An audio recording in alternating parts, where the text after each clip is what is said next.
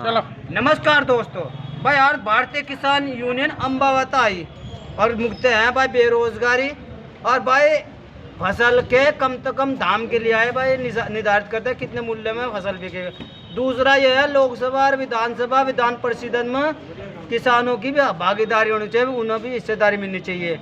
और भाई ये लोग बड़े मेहनती है भाई, हर महीने नुकारे 5 तारीख को ज्ञापन देंगे। हम इन्हीं से पूछेंगे कि आज का जो ज्ञापन देने का क्या कारण है। आज जो ज्ञापन देना क्या कारण है जी? मेरा नाम जीशान सिद्दीकी, जिला प्रभारी मुजफ्फरनगर, भारतीय किसान यूनियन था।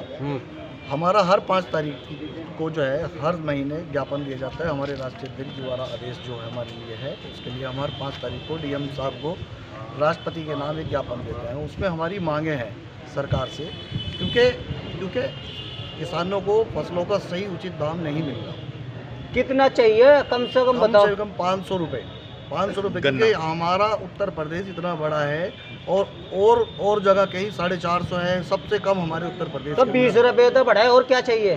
20 रुपये से काम तो नहीं चलने का। परिवार में तो 4 आदमी है खाने वाले, और रोटी तुम 2 की रख दोगे, खा लेंगे भी 4 आदमी। सर एक सवाल है, बहुत महत्वपूर्ण सवाल है, ये सरकार बात कैसे मानेगी? वो कौन सा हथियार है जिससे आप सरकार को मनाना चाह रहे हैं? सरकार सिर्फ बात मानने की, वोट की चोट। और वोट तुम दे रहे हो फूल को और यहाँ धरने दे रहे, तो फिर बताओ सरकार किस हथियार से मानेगी? इससे अलग सरकार तो मान जाती अब तक, क्योंकि किसानों का सिर्फ बेवकूफ़ बनाने का काम इस सरकार ने किया है। जब दिल्ली में धरना चल रहा था, सरकार ने कहा था 3 महीने के अंदर अंदर MSP की गारंटी का कानून बना दिया जाएगा। सरकार, किसान भोला भाला इनकी बातों में आ गया और इनकी बात मान करके उड़ गया। उसके बाद अब तक 4-5 साल हो गए, अभी तक तो MSP की गारंटी पे सरकार ने कानून नहीं बना। दूसरी मांग आपकी जो बिजली फ्री होनी चाहिए, मजदूरों की बिजली फ्री होनी चाहिए, नहीं ये क्या कारण है?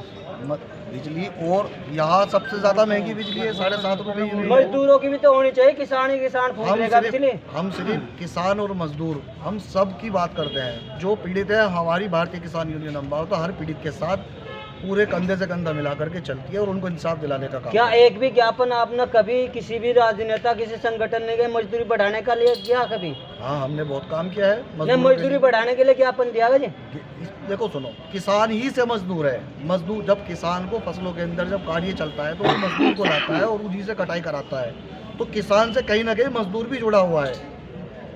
तो इस सरकार को हुआ तो आपकी आवाज़ सुन नहीं रहे, उसे धड़ाधड़ वोट मिल रहे, तो फिर क्या करोगे? नहीं बात मानती सरकार को तो बात सुननी पड़ेगी। ऐसा नहीं है, ये कृषि देश है हमारा हिंदुस्तान जो है, यहाँ ये कृषि देश है। इस तानाशाही सरकार को उखाड़ने का काम किसान ही करेगा। देखिए भाई, इनकी सुन लीजिए चेतावनी। नाम बताओ सर, क्या नाम है? मेरा नाम मोहम्मद सईद खान, किसान यूनियन अम्बावत प्रदेश।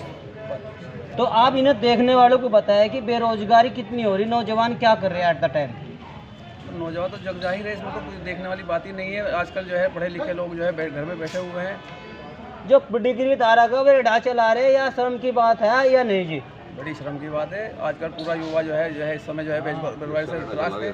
तो सरकार को जगाने का क्या तरीका, क्या सटीक तरीका जी? सटीक तरह वोट की छूट, सरकार कोई भी हो, अगर उसे वोट की छूट लग गई तो अच्छे हिल जाएंगे। अब की बार से जो है 2024 में अब के वोट की छूट अगर लोगों ने मिल करके, चाहे वो किसान हो या आम जनता हो या जो नौजवान हो, जो है बेरोजगार है, अगर अब की बार सरकार को उनको नई वोट की छूट दी तो आने वाले समय में आपको वो मौका नहीं मिलेगा। एक आपने जो आरक्षण की बात की, जो लोकसभा विधानसभा विधान परिषद में किसानों का आरक्षण होना चाहिए ताकि वे किसानों की बात उठा सके, यह बात कहाँ तक ठीक है सर?